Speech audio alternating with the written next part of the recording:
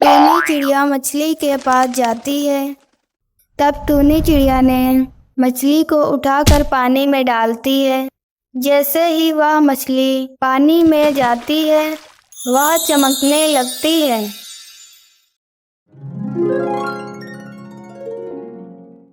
शांतिपुर के जंगलों में बहुत सारे पंछी रहा करते थे और सभी पंछियों का अपना अपना सुंदर सा घर था। लेकिन टूनी चिड़िया का एक टूटा फूटा घर था। बरसात के मौसमों में टूनी चिड़िया के छत से पानी टपकता था। टूनी चिड़िया बहुत ही गरीब थी। टूनी चिड़िया के पास एक छोटा सा जमीन का टुकड़ा था, जिसमें टूनी चिड़िया और उसका पति दोनों मिलकर सब्जियां उगाया करते थे। सब्जियों को तोड़कर बाजार में ले जाकर बेच देते और उसी से कुछ पैसे आ जाते और घर के लिए राशन खरीद कर घर ले आते। आ गए आप। आज क्या लेकर आए हैं आप? वही दाल चावल, इतने पैसे में तो यही आएगा। आप जाकर आराम करिए, मैं जल्दी से खाना बनाती हूँ। टूनी चिड़िया खाने को बनाकर अपने पति को बुलाती है। चिंटू खाना खाकर सो जाता है। सुनते हो जी, आप इस बार टमाटर की खेती करिए। मैंने सुना है कि बाजार में टमाटर की बहुत मांग है। लेकिन टोनी, हमारे पास तो टमाटर के बीज नहीं है और हमारे पास इतने पैसे भी नहीं है कि मैं बाजार से बीज खरीद सकूं। आप एक बार कालू कौवे के पास जाइए, क्या पता वह बीज उधार ही दे दे। ठीक है, मैं जाकर देखता हूँ। और चिंटू उड़ते उड़ते कालू कौवे के दुकान के पास जाता है। कालू भाई, मुझे टमाटर के कुछ बीज दे दीजिए। ठीक है। और कालू कौवे ने चिंटू को टमाटर के बीज दे देता है। लाओ भैया, बीज का पैसा दे दो। कालू भाई, मेरे पास तो अभी पैसे नहीं है, मैं आपको कुछ ही महीनों में पैसे दे दूंगा। नहीं नहीं, पैसे नहीं तो बीज भी नहीं। और कालू ने चिंटू से बीज वापस ले लिया। फिर चिंटू वहां से चला गया और एक पेड़ के डाल पर जाकर बैठ गया। कालू ने मुझे तो बीज नहीं दिया, टोनी को मैं क्या मुंह दिखाऊंगा। चिंटू अपने घोंसले की तरफ उड़ गया। आप टमाटर के बीज लाए? नहीं टोनी, कालू ने मुझे बीज नहीं दिया।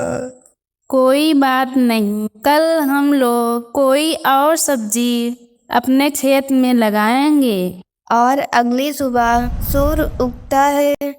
टूनी चिड़िया और चिंटू दोनों अपने खेत की तरफ जा रहे होते हैं। रास्ते में उनको एक मछली दिखी जो कि पानी से बाहर थी। टूनी चिड़िया मछली के पास जाती है। लगता है यह अभी जिंदी है।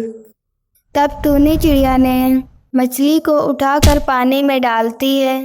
जैसे ही वह मछली पानी में जाती है, वह चमकने लगती है।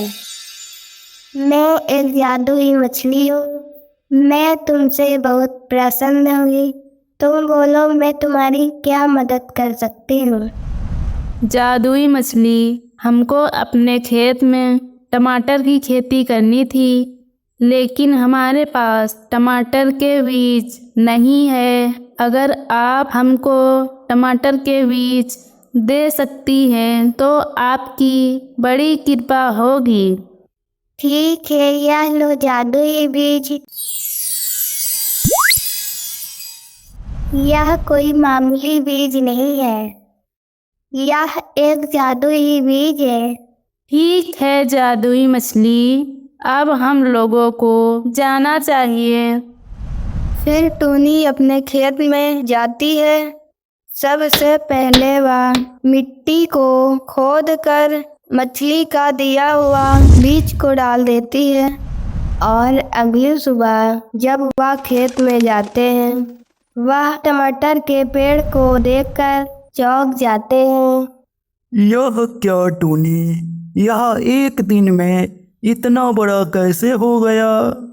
और इसमें इतने बड़े बड़े टमाटर भी लगे हैं। यह टमाटर बाजार में इसकी कीमत बहुत अच्छी मिलेगी। हाँ हाँ हाँ, यह तो एक ही टमाटर से हमारी टोकरी भर जाएगी, इसलिए आप कोई ठेले पर रख कर बाजार में ले जाकर बेच आओ। फिर चिंटू ने ठेले पर रखकर उसको बाजार में ले गया। इतने बड़े टमाटर को देखकर भीड़ लग गई। उसमें से एक पंछी बोला, यह एक टमाटर कितने का दिया? इतने बड़े टमाटर मैंने पहली बार देखा है। यह एक टमाटर 100 रुपए का है। वह पैसे को देकर टमाटर ले लेता है और एक एक करके सारे टमाटर बिक जाते हैं। यह लो टूनी, आज तो अच्छी खासी कमाई हुई है। अरे बिकेंगे क्यों नहीं, इतने बड़े बड़े टमाटर तो बाजार में पहली बार गए थे।